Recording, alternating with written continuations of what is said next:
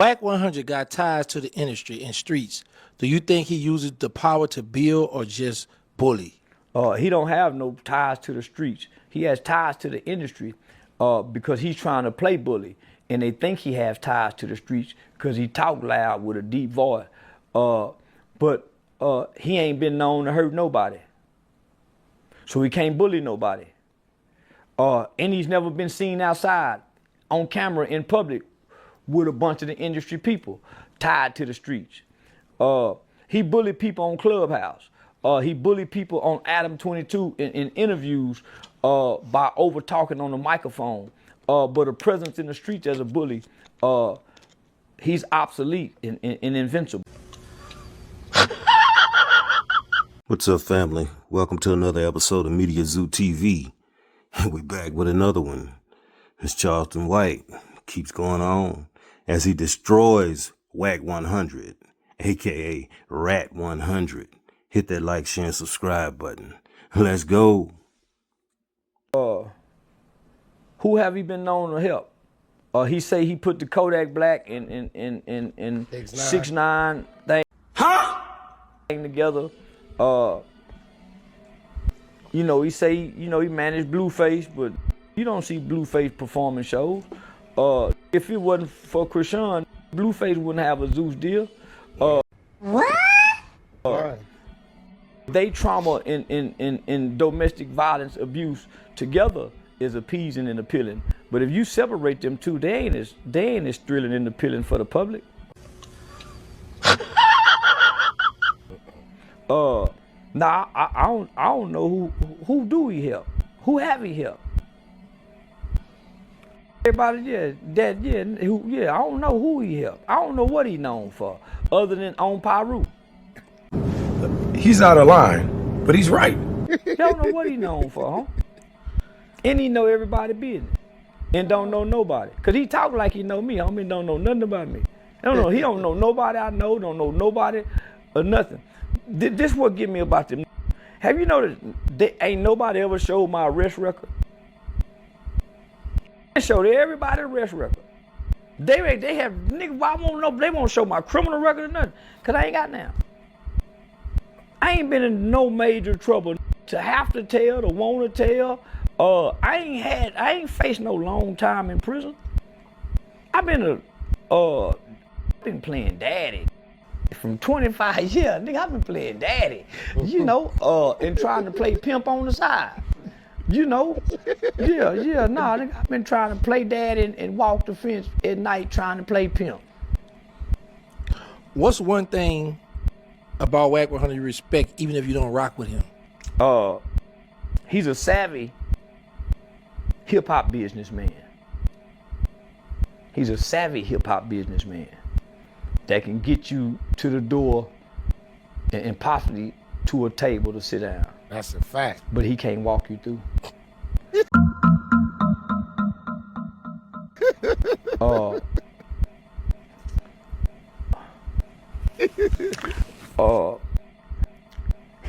I respect him because he's a critical thinker. That's how he play everybody. That's how he can play everybody against each other. That's a trait that you learn in the juvenile system.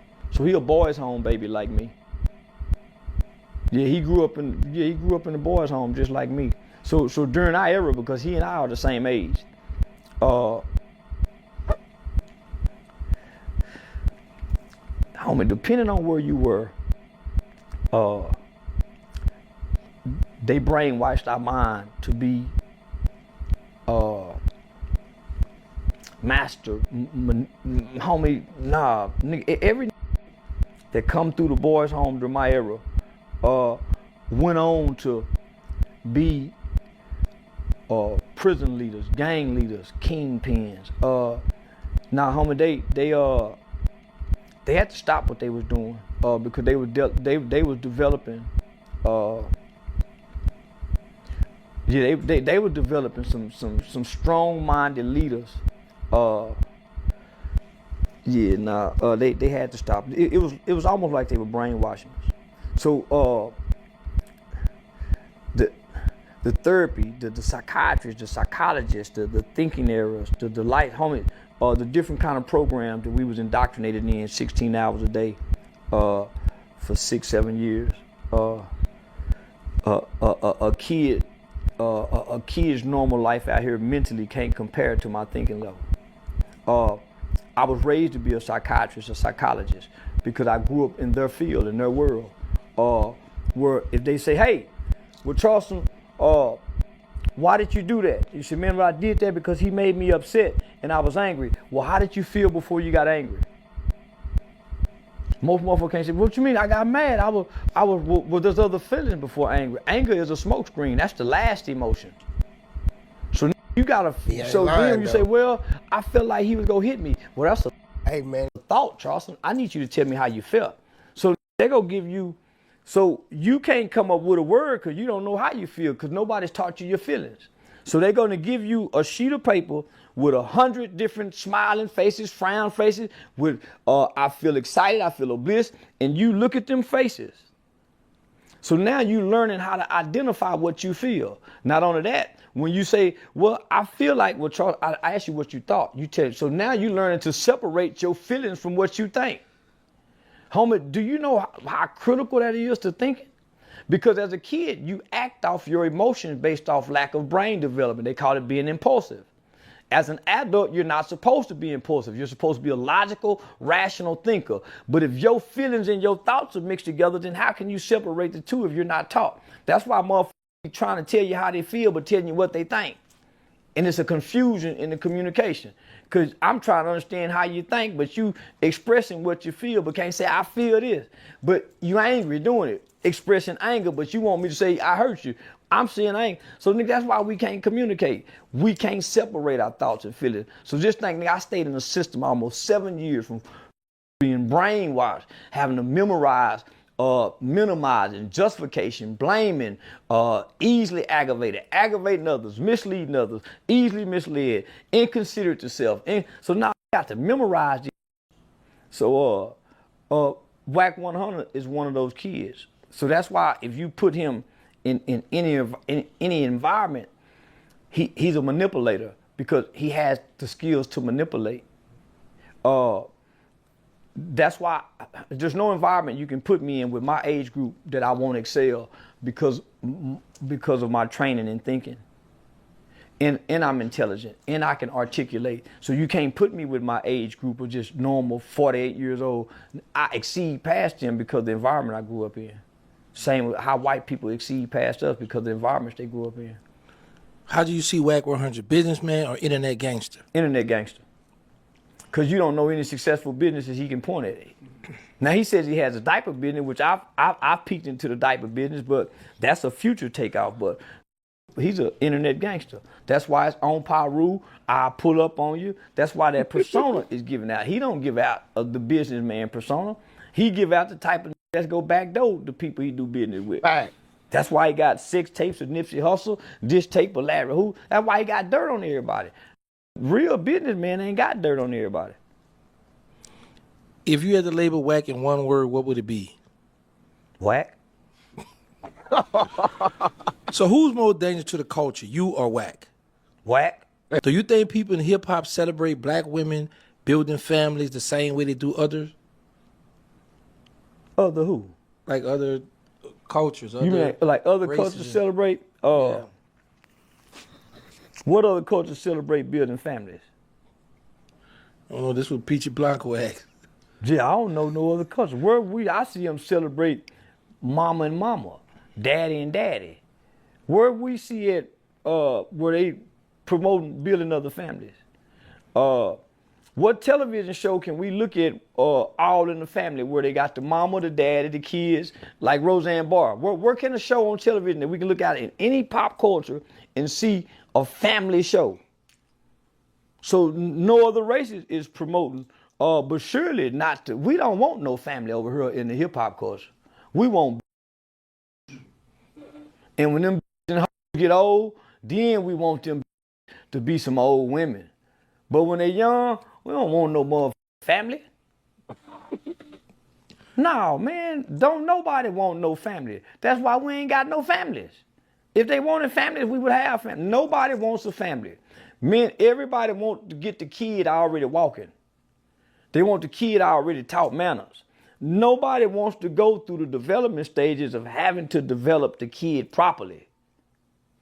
So they don't want that. And then don't nobody want to play the role of family. The woman don't want to have to stay home and mother as mother and work minimally and sacrifice her dreams of being an aspiring model or actress or a CEO of a company so she can teach her kids how to read, so she can breastfeed the baby, so she can spend the first 2 years with the kids so the baby ain't got to go to daycare.